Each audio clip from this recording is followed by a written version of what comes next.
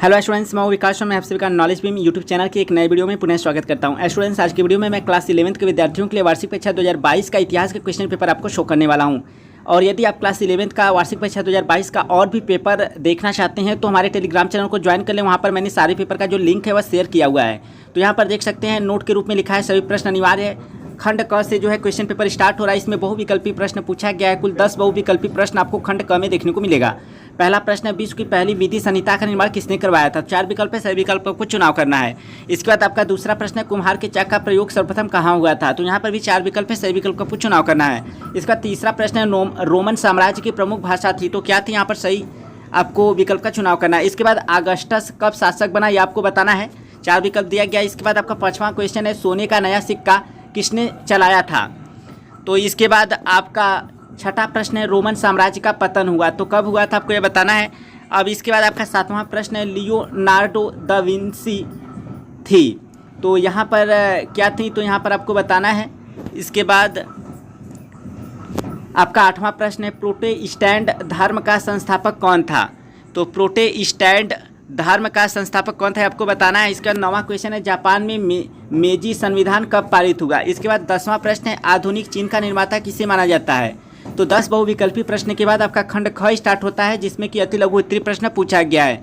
इसमें आपका question number 11 है, जिगुरत किसे कहते हैं, इसका संबंध किस सभ्यता से था। इसके बाद आपका क्वेश्चन नंबर 12 है, मेसोपोटामिया की सभ्यता के फलने फूलने के किन दो नदियों का योगदान था। तो मेसोपोटामिया की सभ्यता के फलने फूलने में किन 2 नदियों का योगदान था, आपको यह बताना है। इसके बाद सेंट ऑगस्टीन कौन था। इसके बाद आपका क्वेश्चन नंबर 14 है, फिग किसे कहते हैं। और आपका 15 जो क्वेश्चन है वह है, जेरूसलम कहाँ स्थित है और क्यों प्रसिद्ध है। इसके बाद आपका खंड ग जो है स्टार्ट हो रहा है। इसमें लघु उत्तरीय प्रश्न देखने को आपको मिलेगा। तो इसमें आपका जो क्वेश्चन नंबर 16 है वह है, हम्बुराबी कौन था, वह क्यों प्रसिद्ध है। इसके बाद आपका क्वेश्चन नंबर 17 है, सीनेट नामक संस्था के बारे में लिखिए। क्वेश्चन नंबर 18, इस्लाम धर्म के 2 प्रमुख सिद्धांत लिखिए। क्वेश्चन नंबर 19 है, नाइट कौन थे, इनका मध्यकालीन यूरोप के इतिहास में क्या महत्व है। इसके बाद क्वेश्चन नंबर 20 है, पुनर्जागरण की विशेषताएं लिखिए। और क्वेश्चन नंबर 21 है, मेजी संविधान की प्रमुख विशेषताएं लिखिए। इसके बाद आपका खंड घ स्टार्ट हो रहा है, जिसमें कि दीर्घ उत्तरीय प्रश्न दिखाई दे रहा है आपको। इसमें केवल 3 ही प्रश्न आपको करने हैं। तो क्वेश्चन नंबर 22 है, रोमन साम्राज्य के राजनीतिक इतिहास में कौन से 3 प्रमुख खिलाड़ी थे, प्रत्येक का संक्षिप्त वर्णन कीजिए। इसके बाद आपका क्वेश्चन नंबर 23 है, इस्लाम धर्म के प्रवर्तक पैगंबर मोहम्मद साहब की जीवनी एवं इस्लाम धर्म की प्रमुख शिक्षाओं का वर्णन कीजिए।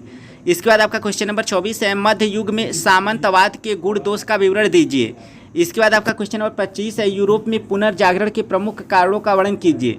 इसके बाद आपका क्वेश्चन नंबर जो 26 है वह खंड अंग के अंतर्गत है। यहाँ पर आपको ऐतिहासिक तिथियों से संबंधित प्रश्न दिखाई दे रहा है। तो आपको इन तिथियों से संबंधित क्या घटना है, आपको यह बताना है।